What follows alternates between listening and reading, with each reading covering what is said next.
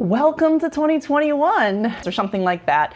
You know how important having a great boss is. Even if you don't like your job, if you have a cool boss, your day-to-day is tolerable. And even if you have the best job in the world, dream job, if you have a nightmare boss, you are looking for new work, right? Whether you're just starting out with big goals of working for yourself as a surface pattern designer in 2021, or you have been self-employed for many years running your own business, I want to remind you that you always have the opportunity to be a cool boss. The wild thing about working for ourselves is that we dream about it so much when we're working regular jobs, and we think about how ideal it will be to work for ourselves. And then when we are finally self-employed, we are so busy and caught up with the struggle to make a livable wage that we often forget about how to treat ourselves as an employee. So let's examine some things you can do even in the beginning stages of business to keep you on the world's best boss list. First, disconnect from work.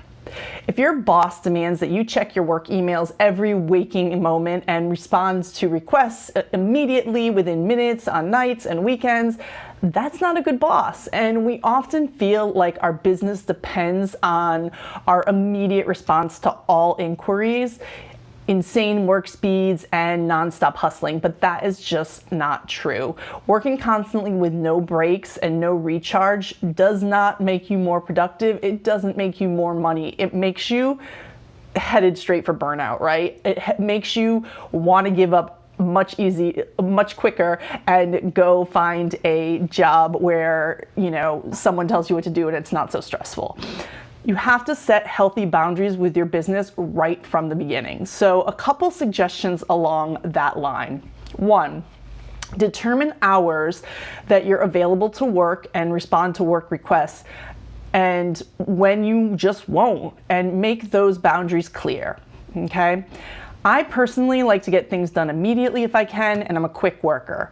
And in the past year, my boundaries that I did have where I wouldn't work nights and I wouldn't work weekends, that was all shattered because of the pandemic, because childcare for me, I have 2 young children, they were home, and so I wasn't able to work, during the day as much, and so I was working at 10 o'clock at night. I was responding to emails, and I was finishing up projects, and I was getting things done. And I didn't want to set the expectation that this was a normal time for me to be working. So I always set my responses to emails and sending out my project like drafts for the next morning via Google's send later function. So in Google email, you can set it to send at a later time. And so I would send my responses later. I would write them out at 10 p.m., but I wouldn't send them till the next morning. And early in my career, I did that as well. I would finish a project really quickly. I would turn it around in like 3 hours, but I'm not going to send it to the client in 3 hours because then they're going to think everything they asked me is going to get done in the next 2 or 3 hours. And that's just not always realistic. So I would complete it and then I would send it later. And before Google had its own function, its own built-in function, I used the Chrome extension, which is called Boomerang, which does the same thing. The second way you can disconnect from work is to turn off all your notifications on your phone so that you are really deliberate about when you look at work emails and social media. I know when you are trying to build a brand, a business, get attention for your artwork, being on social media feels like part of the job. And so when you're scrolling through and responding to comments at 9 p.m., you feel like, oh, I'm working, I'm doing something productive and useful. But that is, you have to have boundaries around that. It can get really out of control, and I know it because I've been there. So if you continue to have trouble and you find yourself checking your work emails the second you wake up at 7 a.m., check your phone settings for digital well-being if you're an Android user, or screen time if you're a iPhone user, and set parameters around when and for how long you can open certain apps like Gmail or Instagram. And the third way that you can set some boundaries around disconnecting from work is to inform your clients of vacation time and stick to it. You have to take time off in your business. Working all the time is not going to, you have to have some disconnect. So use an out of office message while you're gone. Even if you're not actually gone for the holidays, even if you're sticking around your house, especially in these times, you're probably not traveling a lot, but if you're taking time off, use an out of office message. And when I was starting out, I used to individually email each client and say, I'm going to be away the week of blah, blah, blah. But now I usually just put it in my email signature for about a month in advance of when I'm leaving. So then when they email me back and forth about projects, it's in there. They have it sort of on their radar. If they want to mark it down, they can. And then of course, if they reach out to me like 2 days before I'm planning to take off, then I would say, oh, sorry, I can't make that project because I'm going to be out of the office. But, at least they are aware. All right, this number 2 thing on the how to be an awesome surface pattern boss is to take time to celebrate. How many of you live for an office birthday party? I mean, it's not as good as a regular party, we know that, but the chance to get away from your screen and to get some free cake is undeniably appealing.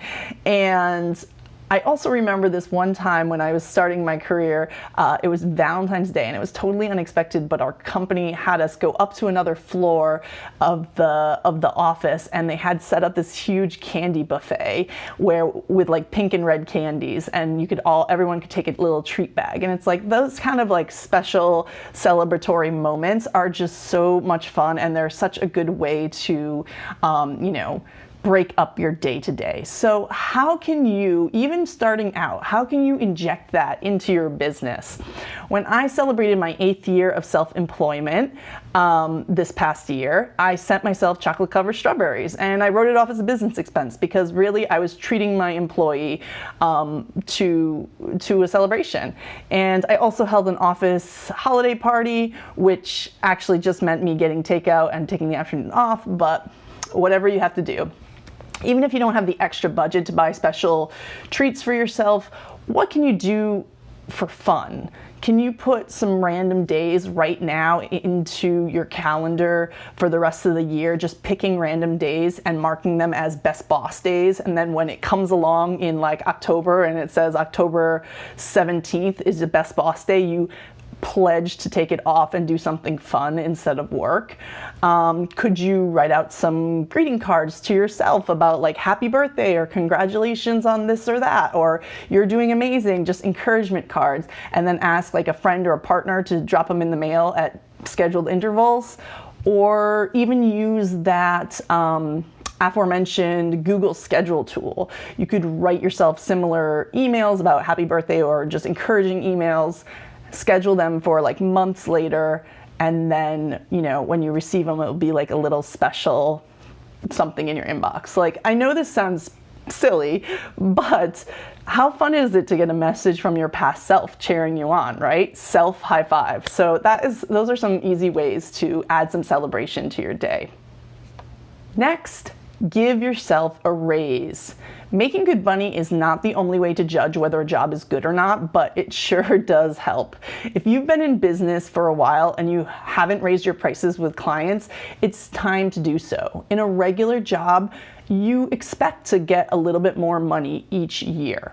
And as our own bosses, we have to advocate for ourselves and our worth and ask for more money when we just as regularly. So with each new client, we should be edging up our prices.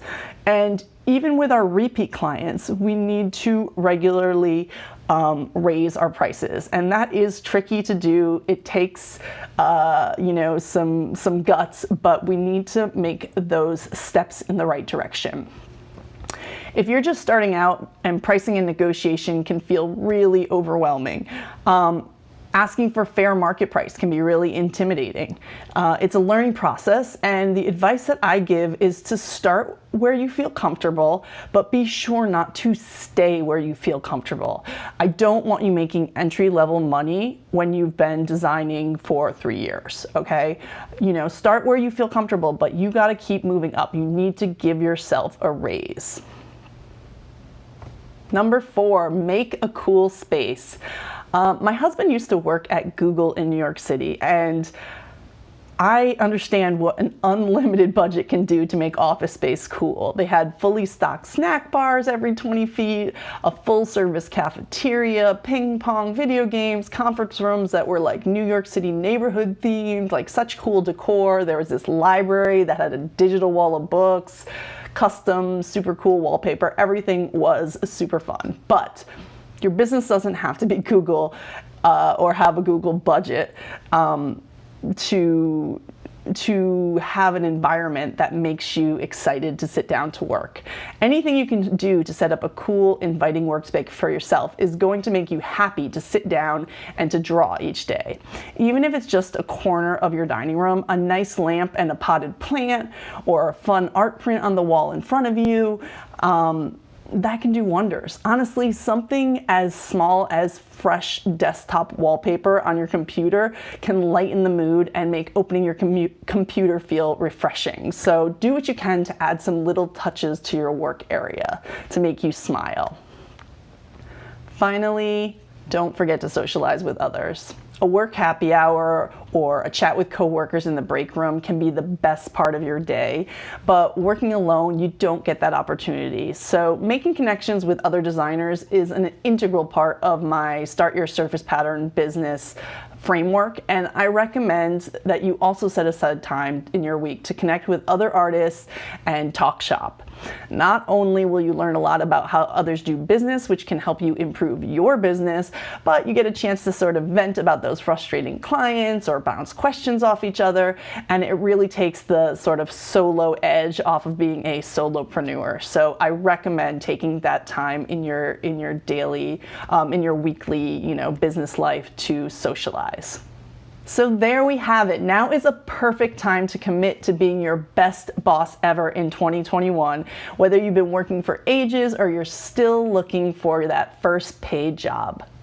Don't forget to like and subscribe, and I will catch you next time.